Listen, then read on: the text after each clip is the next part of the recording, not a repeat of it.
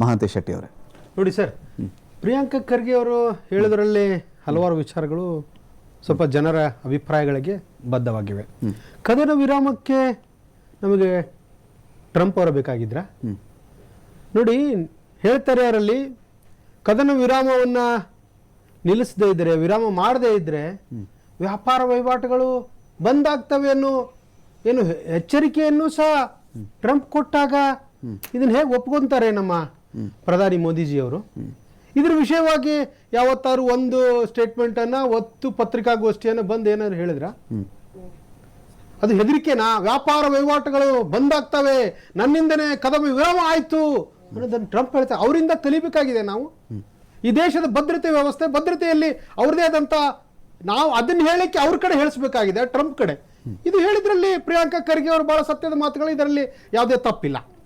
ಇನ್ನು ಪ್ರಿಯಾಂಕಾ ಖರ್ಗೆ ಅವರು ಹಲವಾರು ವಿಚಾರಗಳನ್ನು ಮಾತನಾಡ್ತಾಗಲೂ ಸಹ ದೇಶದ ಭದ್ರತೆ ವಿಷಯದಲ್ಲಿ ನಾವೆಲ್ಲರೂ ಒಂದಾಗಬೇಕು ಅನ್ನೋ ಮನೋಭಾವನೆ ಹೇಳಿದ್ದಾರೆ.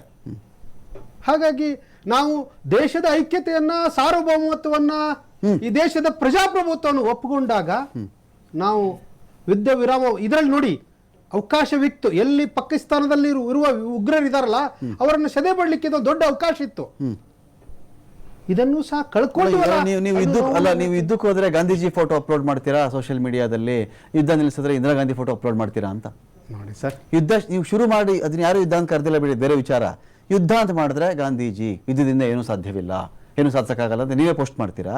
ಈಗ ಅಕಸ್ಮಾತ್ ನಿಲ್ಲಿಸ್ಬಿಟ್ರೆ ಇಂದಿರಾ ಗಾಂಧಿ 93,000 ಪಾಕಿಸ್ತಾನ ಸೈನಿಕರಿಗೆ ಮಂಡಿ ಉರಿಸಿದ್ರು, ಜೀವಂತ ಇಟ್ಕೊಂಡು ಬಂದಿದ್ರು ಅವ್ರನ್ನ. ಮಾಡ್ಬೇಕಾಗಿತ್ತು.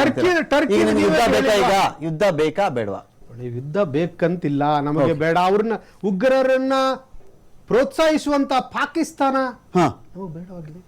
ಸರಿ, ಅದನ್ನ ಅಲ್ಲಿ ಪಾಕಿಸ್ತಾನ ಏನ್ ಮಾಡ್ಬೇಕು ಏನೋ ಪ್ರೋತ್ಸಾಹ ಏನ್ ಮಾಡ್ಬೇಕು ಹೇಳಿ ಅವ್ರನ್ನ. ಪಾಕಿಸ್ತಾನ ಏನ್ ಮಾಡೋಣ ಹೇಳಿ? ನೋ ಪಾಕಿಸ್ತಾನ ಮಾಡಂತ ಹೇಳ್ತಾ ಇಲ್ಲ ನಾವು. ಅಲ್ಲಿರೋ ಉಗ್ರರನ್ನ ಸದೆಬಡಿಸಬೇಕಾಗಿದೆ. ಓಕೆ, ಇಡೀ ಪ್ರಪಂಚಕ್ಕೆ ನಾವು ಸದೆ ಬಡಿದಿದ್ದೀವಿ, 100 ಜನ ಸದೆ ಬಡಿದಿದ್ದೀವಿ. ಅವ್ರಿಗೆ ಯಾರು ಮಸೂದ್ ಅಜರ್ ಮನೆಗೆ ಹೋಗ್ಬಿಟ್ಟು 14 ಕೋಟಿ ಪರಿಹಾರ ಕೊಡ್ತು ಪಾಕಿಸ್ತಾನ. ನಾವು ಸದೆ ಬಡಿದಿರಾ ಪರಿಹಾರ ಕೊಟ್ಬಿಟ್ರ ಅವರು. ಅಲ್ಲೊಂದಿನ 3 ಜನ ಆಪರೇಷನ್ ಮಾಡಿದ್ವಿ, ಅವ್ರನ್ನ ಹೊಡೆದಾಕಿದ್ವಿ ನಾವು. ಅಮ್ಮನಿಗೆ ವಿಡಿಯೋ ಕಾಲ್ ಮಾಡಿದ್ದ. ನಿಮಗೆ ಪಹಲ್ಗಾಮಲ್ಲಿ ಯಾರು ಸಾಯಿಸಿದ್ರೋ ಆ ತಲೆಗಳು ನೀವು ನೋಡ್ಬೇಕೀಗ, ಹೌದಾ? ಮಾಡಿದ್ವಿ ಅಂದ್ರೆ ನಾವು ಒಪ್ಕೋತೀವಿ. ರೇಖಾಚಿತ್ರ ಬಂತು, ಫೋಟೋ ಬಂತಲ್ಲ, ಆ 4 ಉಗ್ರರ ಡೆಡ್ ಬಾಡಿಗಳು ಕಾಂಗ್ರೆಸ್ ಪಾರ್ಟಿ ನೋಡ್ಬೇಕಾ ಈಗ? ಅದು ನಿಮ್ ಬಯಕೆನಾ? ಬಯಕೆ ಅಂತ ಇಲ್ಲ ಸರ್, ಅವ್ರು ಮಾಡಿದೀವಿ ಅಂದ್ರೆ ಒಳ್ಳೇದೇ.